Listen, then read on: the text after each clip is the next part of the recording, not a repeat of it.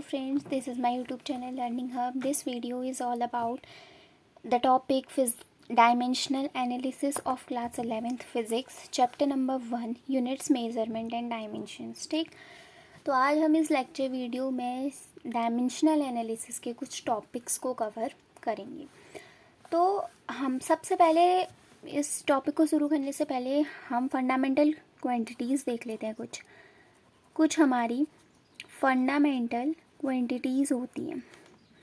Fundamental quantities, तो हमारी वो फंडामेंटल क्वांटिटीज़ क्या होती हैं? 7 फंडामेंटल क्वांटिटीज़ होती हैं हमारी। पहली क्वांटिटी है हमारी लेंथ। क्या? लेंथ, जिसको हम कैपिटल एल से डिनोट करेंगे। याद रखना, लेंथ को हम हमेशा कैपिटल एल से डिनोट करेंगे जब भी हम डायमेंशन लिखेंगे। ठीक, इसकी एसआई यूनिट क्या होती है? मीटर होती है। क्या? मीटर, जिसको हम स्मॉल एम से रिप्रेजेंट करते हैं। ठीक है, दूसरी होती है हमारी फंडामेंटल क्वांटिटी मास। इसको हम हमेशा कैपिटल एम से रिप्रेजेंट करेंगे। इसकी जो एसआई यूनिट होती है वो किलोग्राम होती है। क्या होती है? किलोग्राम, जिसको हम केजी से डिनोट करते हैं। ठीक है, नेक्स्ट होता है हमारा time.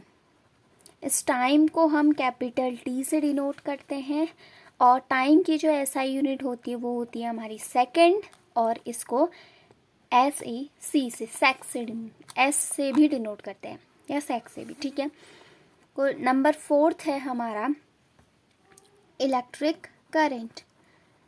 Electric current, electric current को हम ए से डिनोट करेंगे, आई से नहीं, ए से।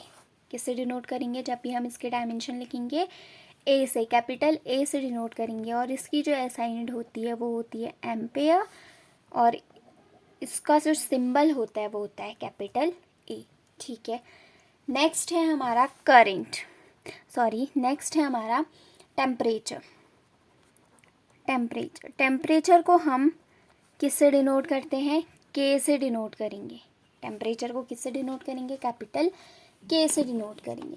ये जो इसकी जो एसआई यूनिट होती है टेम्परेचर की वो होती है हमारी केल्विन, और इसका जो सिंबल होता है वो कैपिटल के होता है। नंबर 6 है हमारी luminous intensity. Luminous, LUMINIOUS, luminous intensity. Luminous intensity को हम डिनोट करते हैं CD से। किससे? स्मॉल CD से। इसकी जो एसआई यूनिट होती है वो होती है कैंडेला। ठीक है, सिंबल वही होता है CD। ठीक, लास्ट है हमारी 7th फंडामेंटल क्वांटिटी है हमारी amount of substance. Amount of substance, amount of substance को हम डिनोट करेंगे मोल से, MOL लिखेंगे। ठीक है, इसकी जो एसआई यूनिट होती है वो भी MOL, मोल ही होती है, और जिसका सिंबल होता है वो भी MOL मोल ही होता है। ठीक है, तो ये हमारी कुछ बेसिक 7 फंडामेंटल क्वांटिटीज़ आ गई। ठीक, अब देखिए, अब हम शुरू करते हैं डायमेंशन। डायमेंशन क्या होता है? लिखिए, डेफिनेशन लिख लीजिए, डायमेंशन क्या होता है। What is dimension? ठीक है, तो डायमेंशन क्या होता है हमारा? Dimension of a physical quantity are, dimension of a physical quantity are, dimension of a physical quantity are the powers to which the base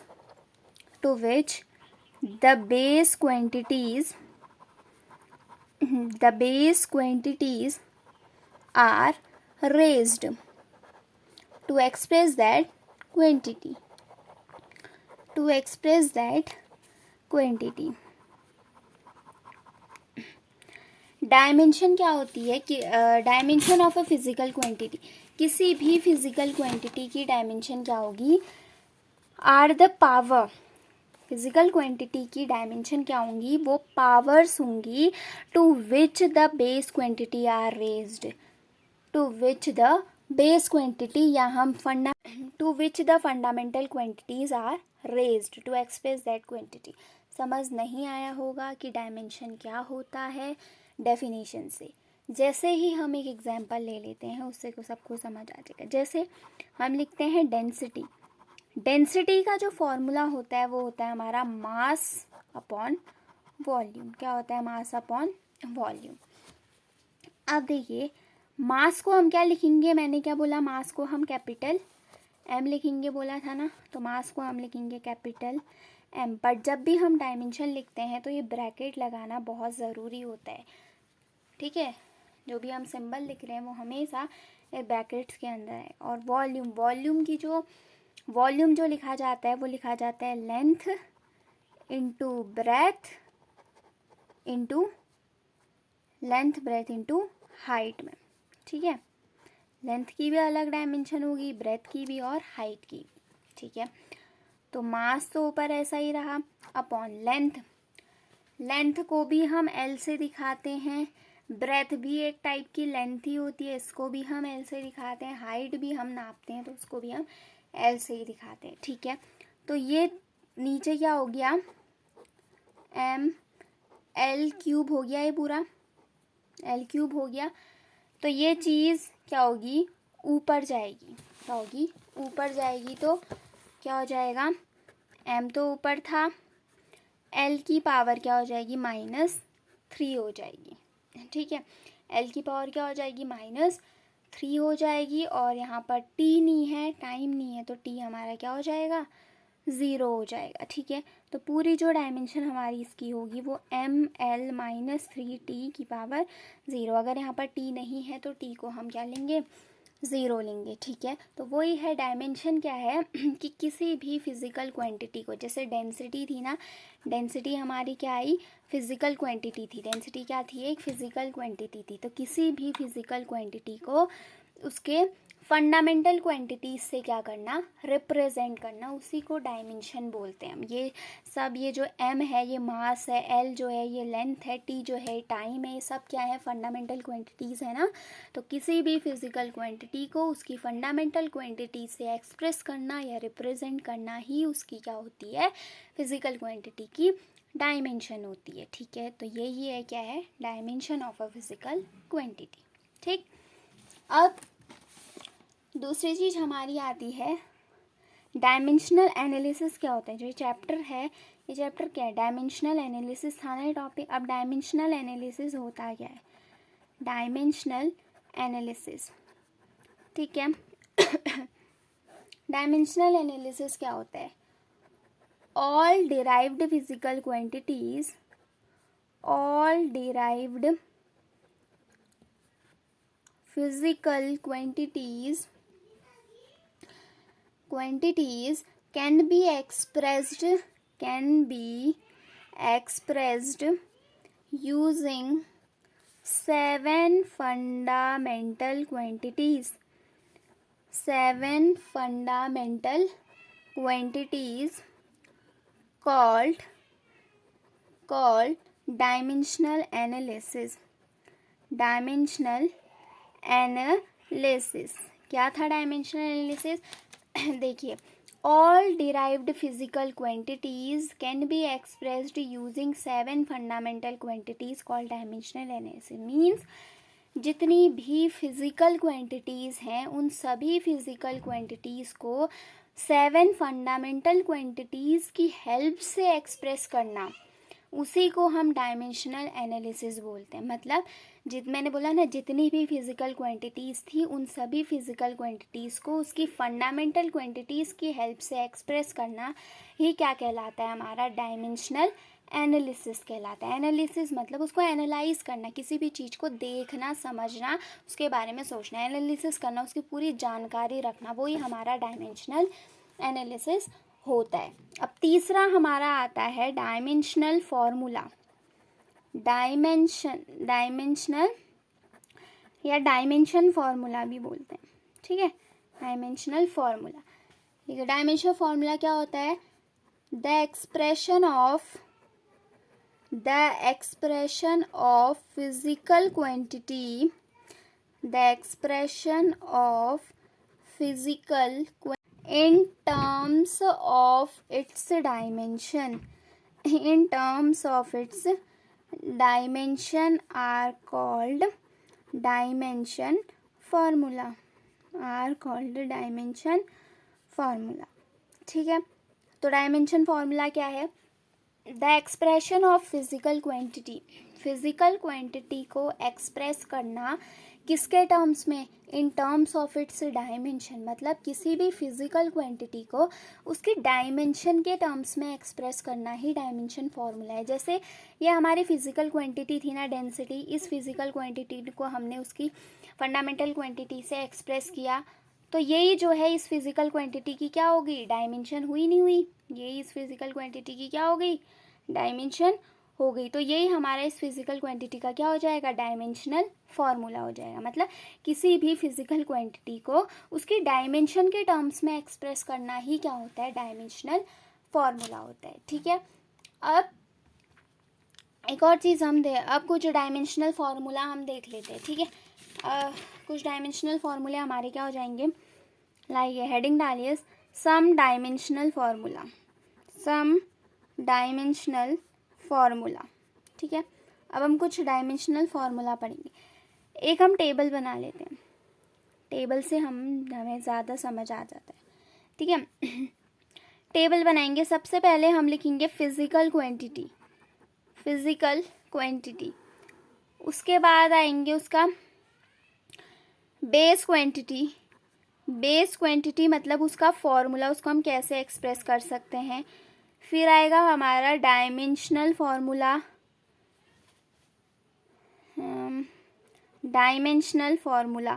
फिर हमारा डायमेंशनल फॉर्मूला आएगा, फिर हमारा आएगा उसकी एसआई यूनिट। ठीक है। ये हमारी फिजिकल क्वांटिटी, ये उसकी बेस क्वांटिटी हो जाएगी, डायमेंशनल फॉर्मूला होगा, यहाँ पर एसआई यूनिट होगी। ठीक है। अब पहली हम ले लेते हैं, फर्स्ट हम ले लेते हैं एरिया एक फिजिकल क्वांटिटी है। ठीक है। अब एरिया को कैसे हम एक्सप्रेस करेंगे? उसकी बेस क्वांटिटी में एरिया को हम क्या लिखते हैं? लेंथ इंटू ब्रेथ लिखते हैं ना। तो लेंथ इंटू ब्रेथ हमारी होगी उसकी बेस क्वांटिटी। ठीक है। अब देखिए उसकी लेंथ इंटू ब्रेथ से जो है डायमेंशनल फॉर्मूला कैसे बनेगा? लेंथ होगी एल, ब्रेथ भी हो गई क्या? एल होगी। तो एल इंटू एल क्या हो जाएगा हमारा?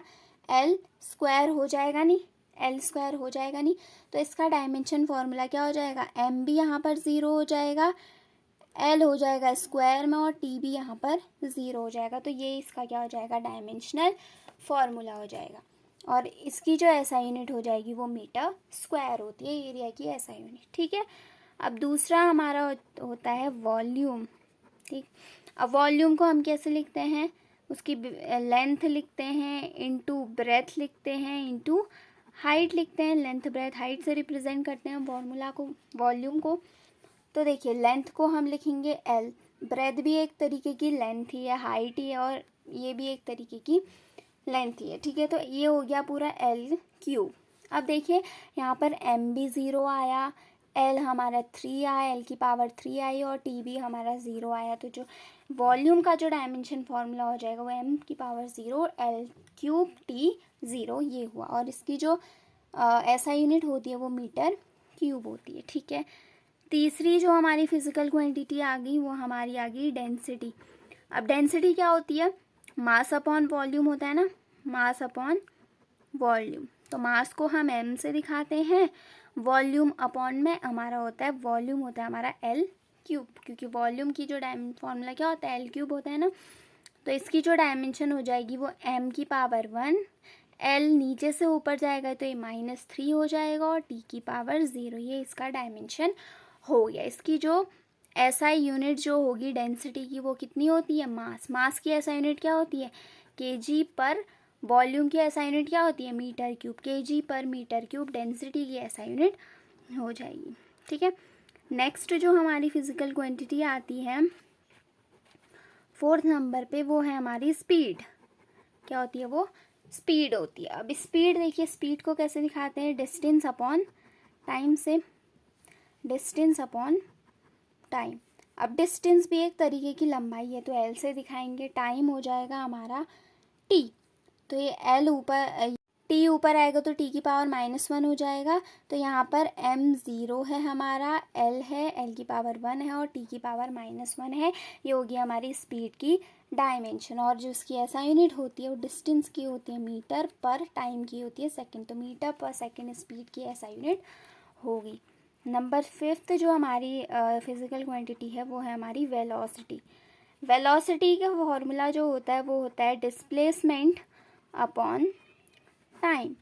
डिस्प्लेसमेंट अपॉन टाइम, डिस्प्लेसमेंट को भी एल की तरह दिखाएंगे, अपॉन टाइम हमारा होता है कैपिटल टी। तो ये टी ऊपर जाएगा तो इसकी पावर क्या हो जाएगी -1।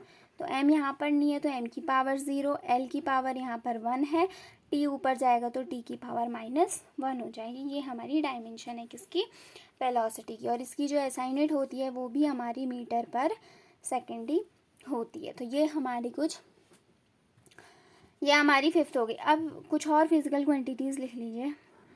नंबर 6 में हमारी जो फिजिकल क्वांटिटी आएगी वो आएगी हमारी एसेलरेशन।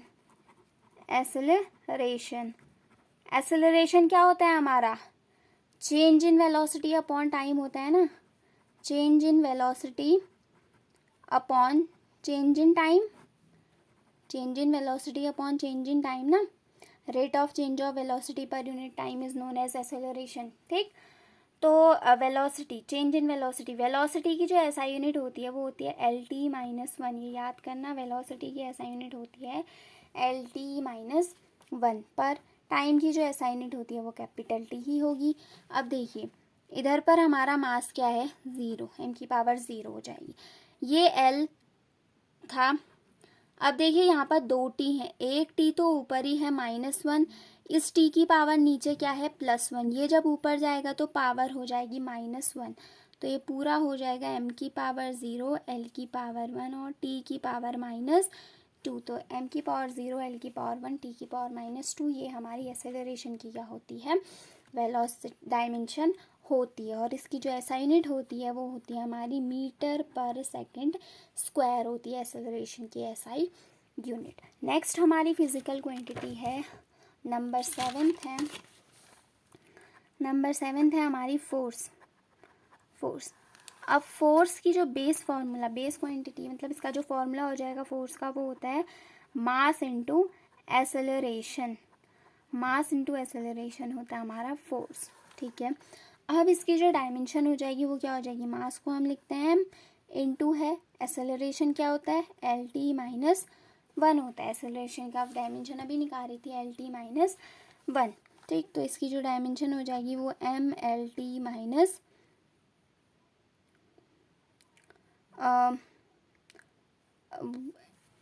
मास, एम मास की हो गई m। एसेलरेशन की डायमेंशन हमने अभी निकाली है LT-2 होती है, सॉरी एसेलरेशन की डायमेंशन LT-2 होती है। तो MLT-2 हो जाएगी किसकी, फोर्स की डायमेंशन। और जो ऐसा यूनिट हो जाएगी फोर्स की वो क्या हो जाएगी, मास की ऐसा यूनिट होती है, फोर्स की ऐसा यूनिट हो जाएगी kg, मास की होती है kg, एसेलरेशन की होती है मीटर पर सेकंड स्क्वायर। kg मीटर पर सेकंड स्क्वायर भी हम बोल सकते हैं या हम न्यूटन भी बोलते हैं फोर्स की एसआई यूनिट को। ठीक है, नेक्स्ट वेलोसिटी, हाँ वेलोसिटी की भी डायमेंशन निकालना दिखाते हैं। नंबर 8 हो जाएगी हमारी वेलोसिटी। वेलोसिटी की डायमेंशन होती है, वेलोसिटी क्या होता है, डिस्प्लेसमेंट अपॉन टाइम होती है। ठीक है, डिस्प्लेसमेंट अपॉन टाइम, तो डिस्प्लेसमेंट क्या होती है L हो गया, अपॉन टाइम हो गया हमारा T, LT, ये T ऊपर जाएगा तो -1 में हो जाएगा। ठीक है, तो यहाँ पर m नहीं है तो m की पावर 0, l की पावर 1, t की पावर -1। तो ये हमारी वेलोसिटी की डायमेंशन हो जाएगी। इसकी जो ऐसा यूनिट होती है वो होती है मीटर पर सेकेंड। तो ये कुछ फिजिकल क्वांटिटीज़ थी एज वेल एज उनके साथ ये क्या थे, उनके फॉर्मूले भी थे। ठीक है, उनके डायमेंशन लिखा है मैंने, उनके फॉर्मूले लिखा है, कुछ फिजिकल क्वांटिटीज़ लिखाई और उनकी कुछ एसआई यूनिट्स। ठीक, अब हमारा जो नेक्स्ट आता है, नेक्स्ट है हमारा, नेक्स्ट पॉइंट लिख लीजिए, डायमेंशनल इक्वेशन क्या होती है। डायमेंशनल इक्वेशन क्या होती है? Dimensional equation,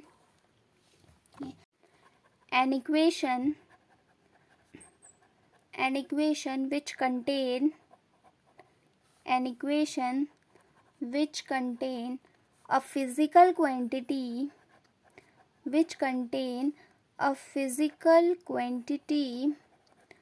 on one side and a dimensional quantity, dimension on dimensional formula and a dimensional formula on other side is called dimensional equation. मतलब एक ऐसी इक्वेशन जिसमें फिजिकल क्वांटिटी तो लेफ्ट हैंड साइड में लिखी जाएगी, पर जो डायमेंशनल फार्मूला होगा उसका वो राइट हैंड साइड में लिखा जाएगा, तो वो पूरा हमारा डायमेंशनल इक्वेशन होगी। फॉर एन एग्जांपल, जैसे हम लिखते हैं डेंसिटी की जो डायमेंशन होती है वो होती है हमारी ml-3t/0, ये होती है। ठीक है, अब देखिए डेंसिटी क्या है? फिजिकल क्वांटिटी है। डायमेंशन क्या है? ये जो इसकी जो लिखा है मैंने ये इसका डायमेंशनल फार्मूला है। तो फिजिकल क्वांटिटी मैंने लेफ्ट हैंड साइड में लिखी, डायमेंशनल फार्मूला उसका मैंने राइट हैंड साइड में लिखा। तो क्या हो गया? ये पूरा हमारा जो हो गया, जो पूरा लिख रखा है पूरा, ये हमारा ये एक डायमेंशनल इक्वेशन होगी।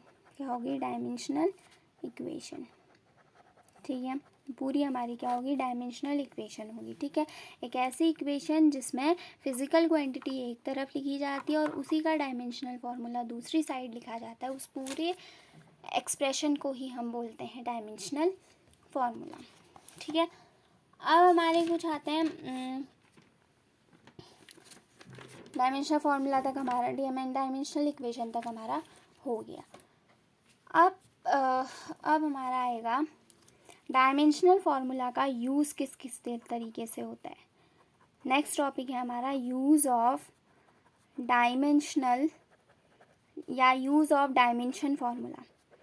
डायमेंशन फार्मूला का यूज़ कैसे होता है? पहला यूज़ है इसका कि जो हम डायमेंशन फार्मूला लिखते हैं ना, ये जैसे डायमेंशन फार्मूला मैंने लिखा, इसका यूज़ कैसे होगा? पहला यूज़ होता है हमारा कि हम इसको किस तरीके से यूज़ कर सकते हैं। To find involvement of basic quantities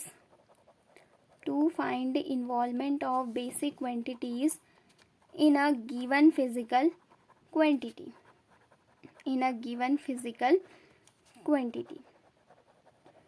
देखिए पहला यूज़ क्या है कि हम जो है इस डायमेंशन फार्मूला की हेल्प से, अगर हमें डेंसिटी का डायमेंशन फार्मूला पता है ना कि ml-3t/0 होता है, तो इसका मतलब हमें क्या पता है कि हम ये जान सकते हैं, डायमेंशन फार्मूला की हेल्प से हम ये पता कर सकते हैं कि उस फिज़िकल क्वांटिटी में कौन कौन सी फंडामेंटल क्वांटिटीज़ का यूज़ हुआ है। मतलब जैसे डेंसिटी में, ये डेंसिटी एक फिज़िकल क्वांटिटी है। अब हम देख पा रहे हैं कि डेंसिटी की जो डायमेंशन है, डेंसिटी में कौन कौन सी फंडामेंटल क्वांटिटीज़ का यूज़ हुआ है। एक मास का यूज़ हुआ है, एक टाइम का यूज़ हुआ है और एक लेंथ का यूज़ हुआ है। तो मतलब डेंसिटी में मास, लेंथ और टाइम का यूज़ हुआ है। तो मतलब 3 फंडामेंटल क्वांटिटीज़ का यूज़ हुआ है किसमें?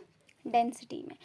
तो हम पहला जो यूज़ है डायमेंशन फार्मूला का वो क्या है? To find the involvement of basic quantities in a given physical quantity.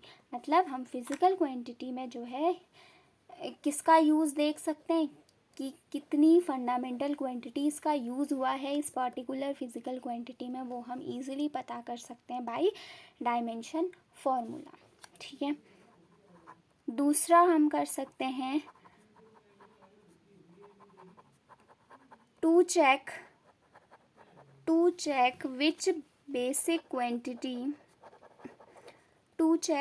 which basic quantity is directly proportional and which quantity which quantity is inversely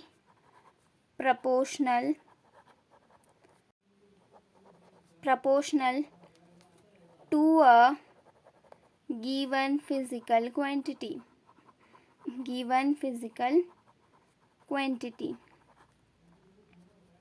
ठीक है, हम क्या कर सकते हैं, डायमेंशन फार्मूला की हेल्प से, डायमेंशन फार्मूला का यूज़ करके हम ये पता कर सकते हैं कि वो जो फिज़िकल क्वांटिटी है वो किस फंडामेंटल क्वांटिटी पे डायरेक्टली प्रोपोर्शनल है और किस फंडामेंटल क्वांटिटी पे इन्वर्सली प्रोपोर्शनल है. ठीक है, डायरेक्टली प्रोपोर्शनल मतलब जैसे देखिए हमने डेंसिटी ही लिया, एग्जाम्पल हमने लिया डेंसिटी की जो डायमेंशन लिखी हमने वो लिखी ml-3. ठीक है, टी नहीं है तो यहाँ पर टी की पावर 0 हुई, उसको हमने नेगलेक्ट कर दिया, छोड़ दिया. ठीक है, अब देखिए, अब आप ये बता सकते हैं इस डेंसिटी की, इस डायमेंशन फार्मूले से आप ये बता सकते हैं कि डेंसिटी किस फंडामेंटल क्वांटिटी पे डायरेक्टली प्रोपोर्शनल है और किस फंडामेंटल क्वांटिटी पे इन्वर्सली प्रोपोर्शनल है. देखिए, जिसकी भी पावर, जिस फंडामेंटल क्वांटिटी की पावर पॉजिटिव होगी, मतलब ये फिजिकल क्वांटिटी उस फंडामेंटल क्वांटिटी पे डायरेक्टली प्रोपोर्शनल होगी. देखिए, जैसे डेंसिटी है, डेंसिटी की डायमेंशन में क्या आ रहा है, m क्या आ रहा है, m की जो पावर है वो क्या आ रही है, 1 है. 1 मीन्स +1 है ना, पॉजिटिव पावर है. मतलब हम ये बता सकते हैं कि जो डेंसिटी है, जो फिजिकल क्वांटिटी हमें डेंसिटी दी गई है, ये फिजिकल क्वांटिटी, ये डेंसिटी जो है डायरेक्टली प्रोपोर्शनल है किस पे, मास पे. डायरेक्टली प्रोपोर्शनल है किस पे, मास पे. और ये देखिए लेंथ की पावर क्या दी है, नेगेटिव दी है ना, तो अब हम बता सकते हैं कि जो डेंसिटी है वो इनवर्सली प्रोपोर्शनल है किस पे, इनवर्सली प्रोपोर्शनल है किस पे, लेंथ पे. ठीक है, बता पाए ना. हमने देखा कि जिस भी फिजिकल मतलब जिस भी फंडामेंटल क्वांटिटी की पावर पॉजिटिव होगी, जिस भी फंडामेंटल क्वांटिटी की पावर पॉजिटिव होगी, वो फिजिकल क्वांटिटी उस फंडामेंटल क्वांटिटी पे डायरेक्टली प्रोपोर्शनल होगी. जैसे m की पावर यहाँ पर +1 थी, तो मतलब डेंसिटी जो है मास पे डायरेक्टली प्रोपोर्शनल है, डिपेंड करती है. और डेंसिटी इन्वर्सली प्रोपोर्शनल है किस पे, लेंथ पे, क्योंकि उस लेंथ की पावर क्या आ रही है, नेगेटिव आ रही है, -3 आ रही है. ठीक है, अगर आपको ये पता चल पाया ना डायमेंशन फार्मूले से, तो पता चल गया कि फिजिकल क्वांटिटी किस फंडामेंटल क्वांटिटी पे डायरेक्टली प्रोपोर्शनल है और किस पे इन्वर्सली प्रोपोर्शनल है. तो दूसरा जो यूज़ होता है वो यही होता है कि हम चेक कर सकते हैं कि जो फिजिकल क्वांटिटी है वो किस फंडामेंटल क्वांटिटी पे डायरेक्टली प्रोपोर्शनल है और किस फंडामेंटल क्वांटिटी पे इन्वर्सली प्रोपोर्शनल है. तो दूसरा यूज़ क्या हो गया डायमेंशन फार्मूला का, ये हो गया. ठीक है, तो तीसरा यूज़ होता है डायमेंशन फार्मूला का, वो होता है हमारा, तीसरा है कि to check the change in which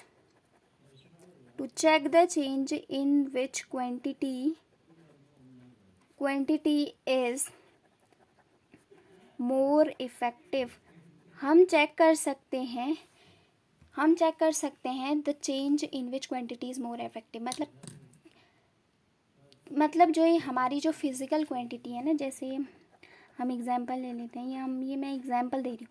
density की जो डायमेंशन है वो ml-3 है. ठीक है, अब आप बता सकते हैं कि जो ये फिजिकल क्वांटिटी हमें, ये डेंसिटी जो दी गई है, ये फिजिकल क्वांटिटी किस फंडामेंटल क्वांटिटी पे इफेक्टिव है, ज़्यादा इफेक्टिव है, मतलब ज़्यादा डिपेंड करें. अगर हम इफेक्टिव कहने का मतलब है कि अगर हम इस फंडामेंटल क्वांटिटी को बढ़ाते हैं तो डेंसिटी भी बढ़ेगी. अगर उस फंडामेंटल क्वांटिटी को घटाते हैं डेंसिटी भी घटेगी, मतलब इफेक्टिव. तो देखिए कैसे बता सकते हैं कि ये फिजिकल क्वांटिटी किस फंडामेंटल क्वांटिटी पे इफेक्टिव है. जिस भी फंडामेंटल क्वांटिटी की पावर हमेशा ज़्यादा होगी, उस फंडामेंटल क्वांटिटी पे ये फिजिकल क्वांटिटी इफेक्टिव होगी. देखिए मैंने क्या बोला, हम बता सकते हैं कि ये फिजिकल क्वांटिटी किस फंडामेंटल क्वांटिटी से ज़्यादा इफेक्टिव होगी. देखिए, जिस फंडामेंटल क्वांटिटी की पावर ज़्यादा होगी उस पे ये फिजिकल क्वांटिटी ज़्यादा इफेक्टिव होगी. मास की पावर कितनी है, 1 है, +1 है. लेंथ की पावर कितनी है, -3. अब +1 बड़ा हुआ कि -3 बड़ा हुआ, +1 बड़ा हुआ ना, तो मतलब डेंसिटी जो है मोर इफ़ेक्टिव होगी किस पे, मास पे। Density is more effective on मास। किस पे ज़्यादा इफ़ेक्टिव होगी डेंसिटी, मास पे ज़्यादा इफ़ेक्टिव होगी। ठीक, तो हम जो डायमेंशन फार्मूला का जो यूज़ है वो 3 यूज़ हमने पढ़े। पहला यूज़ था to find the involvement of basic quantity in a given physical quantity, कि हम जो है हम बता सकते हैं कि इस फिज़िकल क्वांटिटी में कौन कौन सी फंडामेंटल क्वांटिटीज़ इन्वॉल्व हुई हैं। जैसे डेंसिटी में मास यूज़ हुआ है, लेंथ यूज़ हुआ है, टाइम का इन्वॉल्वमेंट है। ठीक है, वैसे ही हम दूसरा इसका यूज़ है कि हम चेक कर सकते हैं कि कौन सी फिज़िकल क्वांटिटी डायरेक्टली प्रोपोर्शनल है और कौन सी इन्वर्सली प्रोपोर्शनल। जिस फंडामेंटल क्वांटिटी की पावर पॉजिटिव होगी वो जो है उस फिज़िकल क्वांटिटी में डायरेक्टली प्रोपोर्शनल होगा, जिस फंडामेंटल क्वांटिटी की पावर नेगेटिव होगी वो उस फिज़िकल क्वांटिटी में इन्वर्सली प्रोपोर्शनल होगा। ठीक है, तीसरा हम क्या कर सकते हैं, to check the change in which quantity is more effective. हम बता सकते हैं कि ये फिज़िकल क्वांटिटी किस फंडामेंटल क्वांटिटी से ज़्यादा इफ़ेक्ट करेगी। मतलब जिस फंडामेंटल क्वांटिटी की पावर ग्रेटर होगी, बड़ी होगी, ग्रेटर पावर होगी, उस फिज़िकल क्वांटिटी पे ये, उस फंडामेंटल क्वांटिटी पे ये फिज़िकल क्वांटिटी ज़्यादा इफ़ेक्टिव होगी। ठीक, अब एक लास्ट टॉपिक है application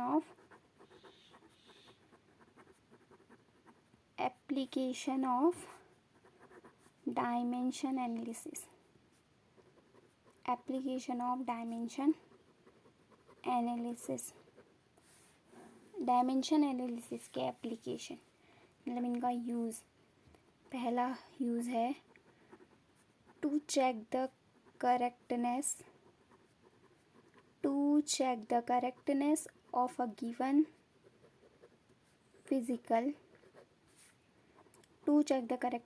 given physical quantity, given physical relation.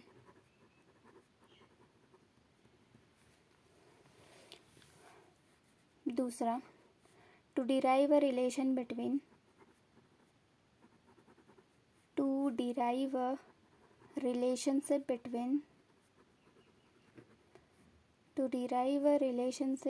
Between different physical quantities.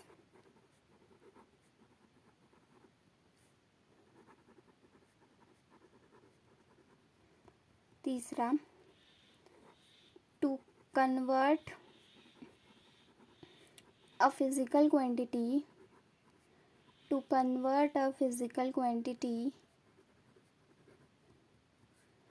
From one system of unit to other. पहला डायमेंशनल एनालिसिस का पहला एप्लीकेशन है to check the correctness of given physical quantity. हम ये देख सकते हैं कि जो ये गिवन फिजिकल क्वांटिटी हमें दी गई है क्या ये करेक्ट है या नहीं है। जैसे हमें दिया जाता है जो काइनेटिक एनर्जी होती है वो किसके इक्वल हमें बतानी पड़ती है, mgh के। मतलब काइनेटिक एनर्जी क्या हुई, 12mv² हुई, mgh यू। मतलब हमें इसको इसके इक्वल बताना पड़ेगा।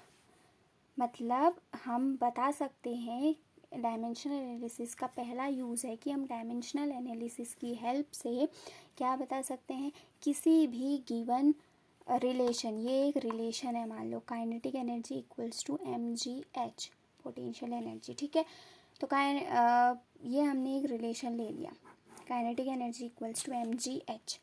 तो हम ये बता सकते हैं कि जो ये हमने रिलेशन लिया, ये फिज़िकल रिलेशन जो हमने लिया, ये फिज़िकल रिलेशन करेक्ट है या नहीं है।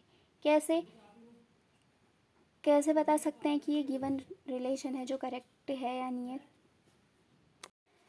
क्या जो हमने फिज़िकल रिलेशन लिया ना, ये काइनेटिक एनर्जी किसके इक्वल की, हमने mgh के इक्वल की।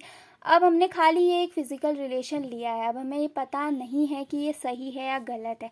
तो हम इस फिज़िकल रिलेशन की करेक्टनेस को, कि क्या ये सही है या गलत है, ये हम बता सकते हैं with the help of dimensional analysis. मतलब हम इसका भी डायमेंशनल फार्मूला निकालेंगे और इसका भी डायमेंशनल फार्मूला निकालेंगे। अगर दोनों सेम आ रहा है तो हम बता सकते हैं कि ये जो फिजिकल रिलेशन हमने लिया वो क्या है, सही है या गलत है। ठीक है। दूसरा हमारा क्या आता है, to derive a relationship between different physical quantities. हम अलग अलग फिजिकल क्वांटिटीज़ के बीच में जो है रिलेशनशिप को क्या कर सकते हैं, डिराइव कर सकते हैं। ठीक है। मतलब बहुत सारी फिजिकल क्वांटिटीज़ होती है ना, अलग अलग फिजिकल क्वांटिटीज़ होती हैं, उनके बीच में क्या रिलेशनशिप है हम उसको क्या कर सकते हैं, डिराइव कर सकते हैं। किसकी हेल्प से, डायमेंशनल एनालिसिस की हेल्प से। तीसरा है हमारा to convert a physical quantity from one system to other system. ठीक है। देखिए मतलब एक फिजिकल क्वांटिटी जो है उसकी यूनिट को हम जैसे यूनिट मतलब जैसे हम लिखते हैं ना MKS सिस्टम, MKS सिस्टम में हम उसको MKS सिस्टम से हम उसको CGS सिस्टम में भी कन्वर्ट कर सकते हैं या CGS सिस्टम से हम उसको MKS सिस्टम में भी कन्वर्ट कर सकते हैं with the help of dimensional analysis. ठीक। तो डायमेंशनल एनालिसिस से हम क्या कर सकते हैं, पहला तो है हमारा कि हम किसी भी गिवन फिजिकल रिलेशन की करेक्टनेस को चेक कर सकते हैं।